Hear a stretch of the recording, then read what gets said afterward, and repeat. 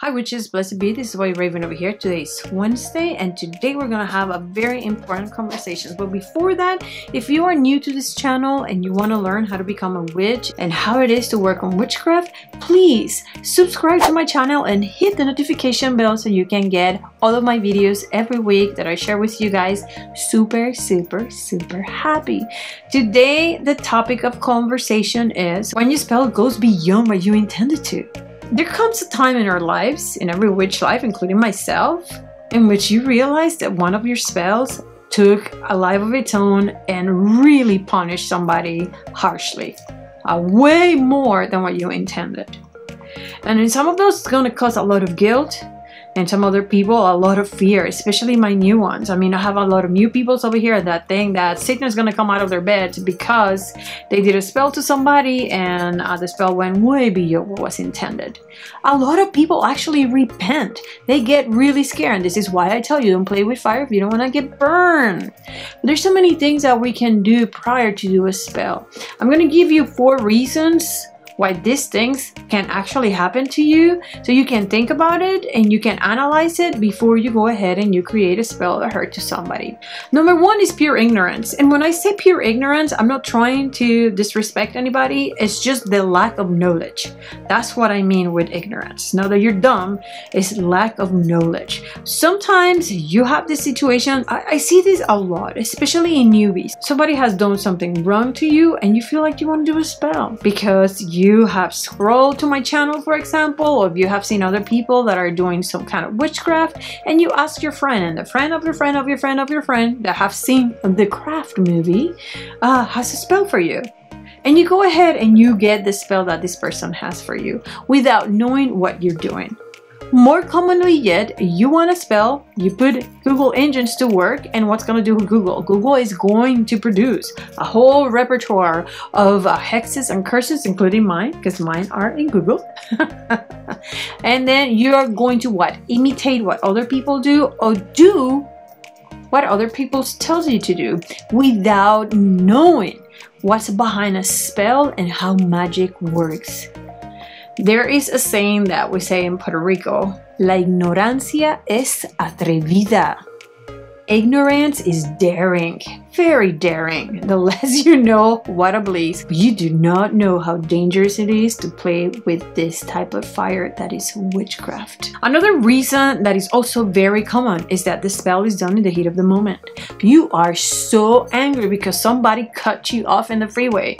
You are so very mad because somebody flipped you at the stop sign. You're extremely angry because your kid came home crying because the other kid told him a name in front of everybody and embarrassed him. Listen, things like that can get you really worked up. And the thing is, guys, anger is such a force of nature. You can do so much damage when you're angry and you send a spell out. Anger blocks your reasoning, the way you analyze, and it's just sets you in such a state of mind that whenever you send out, it's going to be absolutely the whole weight of your wrath, and chances are you will repent of what you're doing. So please make sure that you do not do a spell in the heat of the moment. All right, the third reason, and another one that is very common, is the use of really harsh spells to do something really simple. So if you want your roommate to move out because he snores, you can't sleep, he's a slub, and you just want him to move out, then just hot foot him. Why are you banishing him? Why are we doing things like that when you can just do simple magic? Another thing, sometimes you get somebody talking about you at work and you want to free somebody, and instead of just putting the person in the freezer with a tapaboca spell, no, you put her name in a bottle with your urine, with ammonia, with vinegar, with water, with needles and whatnot. It's like, why are you doing all this? She's just gossiping about you. You can just do a simple shut your mouth and be done. I have a great video over here that you guys should check out, how to stop people gossiping about you. Something simple and something that works, and you don't have to go beyond where you need to go. Because this is something really simple. You need to stop. Big guns are for big problems. Number 4, and this is not necessarily your fault, is that the target had it coming. target had a comment. This is an evil person that is doing evil things to everybody every day, and you know what? It just happened to do something so silly to you, but you're a witch.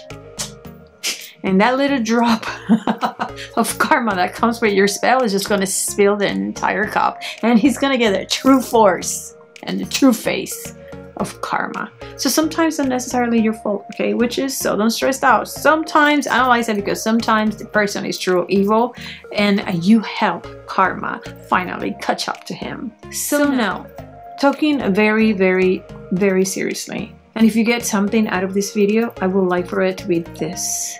Once you send a curse and this curse has taken effect, it is really hard to take it back.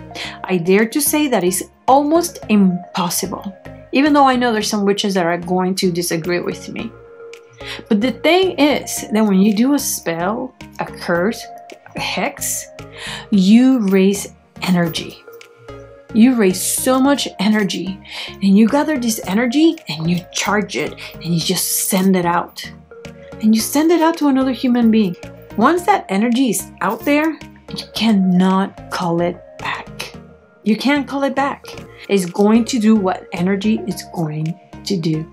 Magic work, guys. And the thing is that sometimes we doubt ourselves so much that you want to do all these big things for something really small. Be very smart, witches. Stay away from that temptation. All right, so let me discuss with you now some things that you can do in order to avoid any type of regrettable situation. Number one, have a cool head. First, a rule of thumb: sleep over it. Sleep over it. Take a day or two. Now, by all means, if you need to do a spell because that is deemed proper, at least you have your thoughts collected, your emotions in place, and you can rightfully raise your energy and send that spell. But make sure that you are in total control and you are not acting upon rage. Rage is a really, really awful thing, guys. All right, so be cool, have a cool head, sleep it off. Number two, be specific and precise when you are defining your spell. Don't assume that the universe is going to guess what you want. So when you're designing this spell, if you want Joanna to have her tires completely flat, make sure you spell that in your spell. I want Joanna to have the 4 tires of her car flat tomorrow morning or in the morning before she goes to work. Because just imagine that you recite a chant for your spell. I want Joanna's car tires flat. And imagine Joanna gets her 4 car's tires flat while she's going 65 in the freeway and she has an accident and she really hurt herself. God forbid she killed herself. That was not the point of your spell, correct? That's what I mean. You need to be very specific when you are designing your spell. Number 3, be very knowledgeable of all the elements of your spells, the ingredients, what are they for? We live in a time and in a day that we sin by being ignorant. We have information at the tip of our fingers. We can buy books left and right on correspondences and what do things do in spells. You have me. I share with you guys a lot of stuff in this channel. So please make sure that you know the ingredients that you're going to be putting in your spell. And guys, more is not necessarily always better. I mean, there's so many times, just to give you an example, that I'm doing a commanding spell here in my channel and I get all these messages. Hey, White Raven, in your commanding spell, can I also add bent over oil? And can I also do as I say oil? Why are we adding all this oil? You know, spells have been done their work. They are done for a reason and they have been performed successfully for ages, for centuries, I dare to say. So why are we going to embellish our spells just because? Let's add a little oomph. No, guys, no. We do spell specific way. Be organized, be clean. Don't be sloppy when you're doing your spell. A spell that is on with added elements is going to yield a very, very unpredictable result. And that's another reason why sometimes our spells really take a mind of their own, and they do so much more damage than what we intend them to do. So stay away from adding on and embellishing your spells. Number 4, use a divination tool. Time and time again, I have told you that before doing any type of curse on hexes, use a divination tool, not only for you to know that you're doing the right thing, but you may want to ask the card what's going to be the outcome of this spell. I know 100,000 of you guys is going to tell me, why Raven, we don't know how to read the cards. Listen, if we're going to start playing with magic, you need to learn how to do a divination tool. If you do not know how to do the cards, get a pendulum. As simple as that. And last but not least, get yourself a deck of cards, even if it's an oracle, and a little booklet, and learn how to interpret them.